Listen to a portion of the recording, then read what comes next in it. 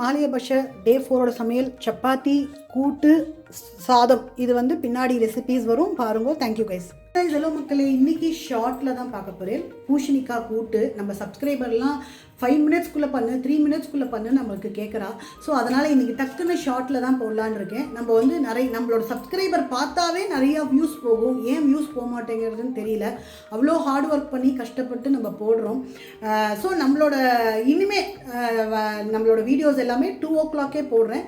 ஷார்ட்டாக இருந்தாலும் சரி, மினி விலாகாக இருந்தாலும் சரி, லாங் வீடியோ இன்றைக்கி பண்ணதை நாளைக்கு போடுறேன். ஏன்னா மகாலயபக்ஷம் எல்லோரும் நிறைய பேர் போடுறா. நம்ம எதாவது வித்தியாசமாக பண்ணால் போடுறேன், இல்லை நான் என்ன சமைச்சிருக்கேனோ அந்த ஷார்ட்டில் போடுறேன். உங்களுக்கு அந்த ரெசிபீஸ் வேணால் என்கிட்ட சொல்லுங்கள், நான் அதுக்கு தகுந்த மாதிரி போடுறேன்.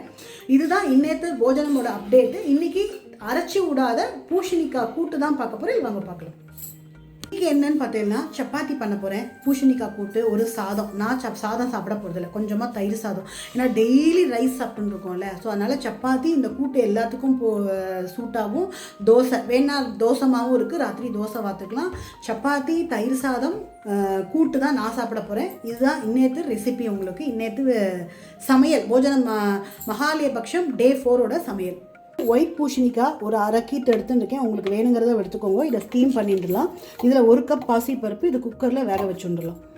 இதோட பூசணிக்காவோட ஒரே ஒரு தக்காளி, இது பாதி ஸ்டீமோடையே நான் எடுத்துகிட்டு போகிறேன். ஏன்னா அது வந்து குழைய வேண்டாம், அந்த இதுக்கு இருக்கட்டும்ன்ட்டு எடுத்துகிட்டு போகிறேன். நான் மஞ்சப்பொடி, நான் கொஞ்சமாக விளக்கெண்ணெய். நல்லா வெந்துடும் பாசிப்பருப்பு, இருந்தாலும் கொஞ்சம் விளக்கெண்ணெய் நான் விட்டுக்கிறேன். எல்லா பருப்புக்கும் விட்டுக்கிற மாதிரி இதை கலந்துட்டு குக்கரில் வச்சுருவோம்.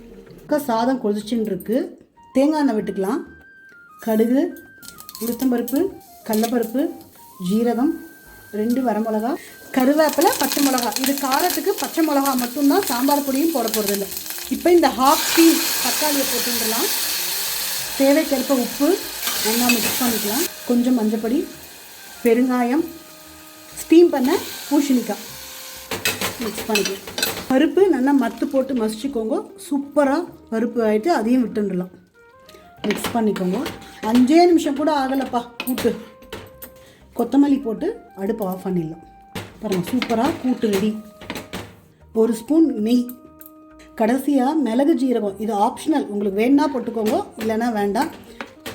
ஒரு 2 மினிட்ஸ் இது நெய் விட்டுட்டு இந்த மிளகு ஜீரகம் போட்டேன்னா இது இன்னும் கொஞ்சம் ஒரு என்ஹான்ஸ் கொடுக்கும் கூட்டுக்கு. இது ஒரு டேஸ்ட்டாக இருக்கும். கண்டிப்பாக இதையும் ட்ரை பண்ணுங்க. நம்ம வந்து இப்போ பக்ஷம் 4வது நாள் சுட சுட சாதம் கூட்டு சப்பாத்தி. இதுதான் இன்னேற்று சமையல். பார்த்து சப்போர்ட் பண்ணுங்க. Thank you so much.